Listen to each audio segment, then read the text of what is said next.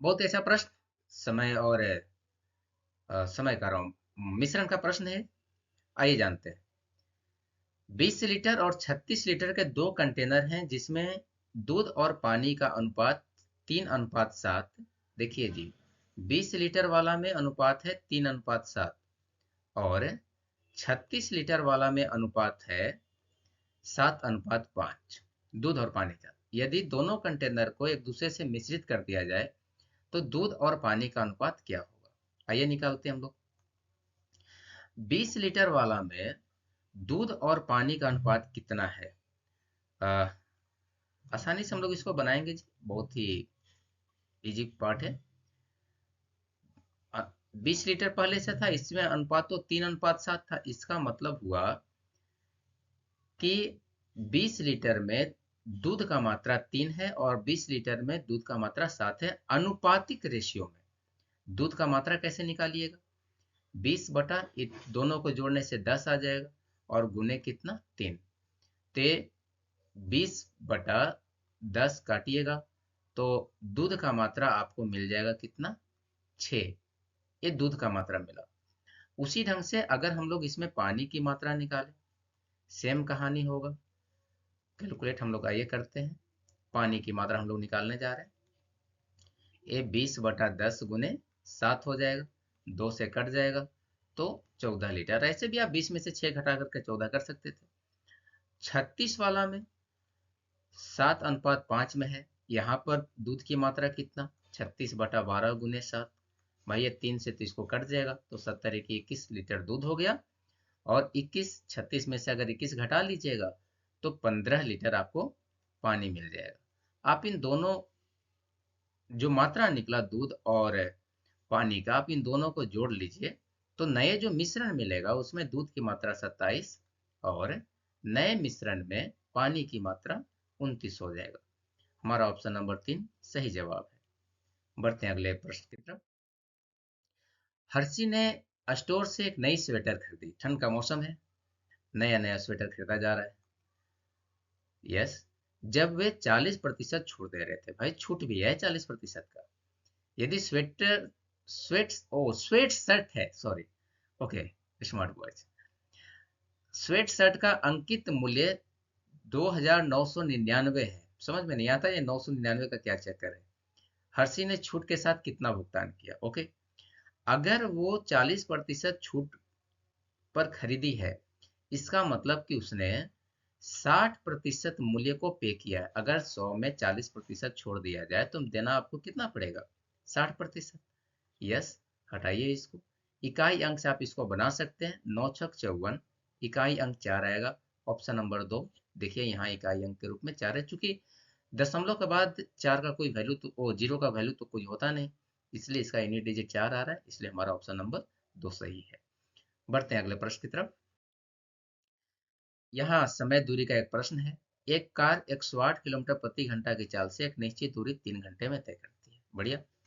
यदि चाल 27 किलोमीटर कम कर दिया जाए, 27 किलोमीटर कम करने का मतलब कितना हो गया जी? 108 में से अगर हम 27 घटा लें तो 81 किलोमीटर पर आवर हो जाए तो कार समान दूरी को तय करने में कितना समय लेगा? कितना आसान सा प्रश्न है। देखिए सबसे पहला तो हम दूरी निकाल लेंगे।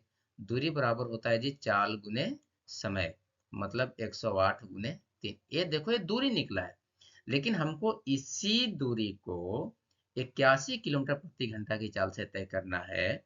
तो आप बाई 81 कर लीजिए, सोल्व कर लीजिएगा। 27×81 और 27×4 = 108। हमारे पास ऑप्शन नंबर 4 सही जवाब है। बढ़ते हैं अगले प्रश्न की तरफ। यहाँ कहता है एक चोर अपनी यात्रा, चोर भी यात्रा से शुरू करता है, वाह। यात्रा 60 किलोमीटर प्रति घंटा की चाल से शुरू की। 30 मिनट बाद पुलिस उसी जगह से 80 किलोमीटर प्रति घंटा की चाल से उसका पीछा करना शुरू किया। तो चोर को पकड़ने में कितना घंटे का समय लगेगा? देखिए चोर 60 किलोमीटर प्रति घंटा की चाल से चोरी करके भागा है और 30 मिनट बाद पुलिस को पता चला जी। 30 मिनट का मतलब कितना घंटा हो गया? 1/2 घंटा हो गया।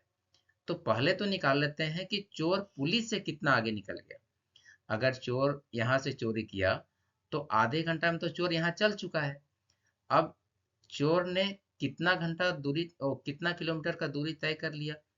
चोर 30 किलोमीटर का दूरी तय कर लिया है। चोर अब यहाँ है और पुलिस अब यहाँ से इसका पीछा करना शुरू की है। चोर भी आगे भागे जा रहा है, बीच का दूरी इनका 30 किलोमीटर का निकल गया। चूंकि दोनों का डायरेक्शन सेम है ना, इसलिए इनका सापेक्षिक चाल, जिसको आप रिलेटिव स्पीड भी कहते हैं, सापेक्षिक चाल निकाल लेंगे। डायरेक्शन सेम होने के कारण दोनों का सापेक्षिक चाल घट जाएगा जी। कितना आ जाएगा? 20 किलोमीटर प्रति घंटा। दूरी तो उनके बीच का हमको मालूम है कितना, 30 किलोमीटर। नहीं तो समय कितना मिल जाएगा हम लोगों को? दूरी बटा चाल, 30/20, जीरो से जीरो कट गया तो 3/2 घंटे का समय पुलिस को लगेगा चोर को पकड़ने में। बढ़ते हैं अगले प्रश्न की तरफ। यहाँ कहता है, औसत चाल का एक प्रश्न है। ये तो लगभग लगभग हर एक सेट में मिल रहा है, आप लोग इसे थोड़ा ध्यान देंगे। एक निश्चित दूरी राहुल 4 किलोमीटर प्रति घंटा से तय करता है और उसी मार्ग से वो 3 किलोमीटर प्रति घंटा की चाल से वापस आ जाता है। तो पूरी यात्रा के लिए उसकी औसत चाल क्या होगी? औसत चाल का फॉर्मूला जैसा कि हम लोग जानते हैं हमेशा से, 2xy/x+y होता है। बहुत बार हर एक सेट में मिला है प्रश्न, इसलिए इस पर ध्यान देना आप लोगों को जरूरी है। बटा x+y कीजिएगा तो 4 जोड़ 3 7 हो जाएगा। 7 दूना 14, सॉरी 4 दूना 8, 8 तिया 24, 24/7 किलोमीटर। भाई 3 से भाग लगाओगे, 17 की 21, अगर पूर्णांक बदलोगे तो पॉइंट में बदलोगे तो ऑप्शन नंबर 3 ही सिर्फ सही जवाब आएगा। अगला, यह प्रश्न संख्या 9 है, समय और कार्य का एक और प्रश्न। ए एक कार्य को 8 दिन में और बी उसे 24 दिनों में पूरा कर सकता है। वे एक कार्य शुरू करते हैं साथ में, लेकिन कार्य पूरा होने से 4 दिन पहले एक काम छोड़ देता है। तो पूरा काम को खत्म करने में ए और बी दोनों के द्वारा लिए गए दिनों की संख्या ज्ञात करें। बहुत ही अच्छा प्रश्न है जी। ई ढंग के प्रश्न हमने आप लोगों को क्लासेस में सोल्व करा रखा है। आइए इसे बनाते हैं। ए और बी दो लोग हैं, यह 8 दिन में पूरा कर रहा है और यह 24 दिन में पूरा कर रहा है। दोनों का एलसीएम अगर निकालिएगा तो 24 आएगा। इसका एफिशिएंसी 3 और इसका एफिशिएंसी 1 है जी। लेकिन दोनों को मिलाकर इफिशियंसी कितना हो जाएगा अगर हमसे पूछे तो? ए प्लस बी का वैल्यू 3 और 1 दोनों को जोड़ लेंगे तो 4 हो जाएगा। अब प्रश्न क्या कहता है? काम शुरू दोनों ने मिलकर किया, लेकिन काम खत्म होने के 4 दिन पहले ये काम छोड़ देता है। तो इस ढंग के प्रश्नों में ए ने जितना दिन पहले काम छोड़ा उतना दिन का उसका काम को निकाल लिया जाए और दोनों काम को, जो टोटल काम था उसमें एक द्वारा नहीं किया गया काम को जोड़ा जाए, तो टोटल काम बन गए 36। अब इन टोटल काम को ए और बी मिलकर कितने दिनों में करेंगे, ए आपको निकाल लेना है। तो टाइम बराबर क्या होता है? टोटल काम 36 था, ए और बी मिलकर एक दिन में कितने काम कर रहे हैं? 4 काम। इसलिए आप 4 से उसे भाग कर लेंगे, 9 टाइम्स में कट जाएगा। हमारा ऑप्शन नंबर 4 सही जवाब आएगा। बढ़ते हैं अगले प्रश्न की तरफ। प्रश्न कहता है, एक वस्तु यस का मूल्य 2 वर्ष में घटकर 18,000 रुपये से 14,580 रुपये हो गया, तो वस्तु के मूल्य में प्रति वर्ष कितना प्रतिशत ह्रास हो रहा है वो निकाला जाए। ये एक तरीके से प्रतिशत का प्रश्न है कि हर एक साल कितना प्रतिशत वो घट रहा है, हमें वो निकालना है। आइए बनाते हैं। इस ढंग के प्रश्न को भी आप रेशियो के हिसाब से बना सकते हैं, रेशियो वाला मेथड से।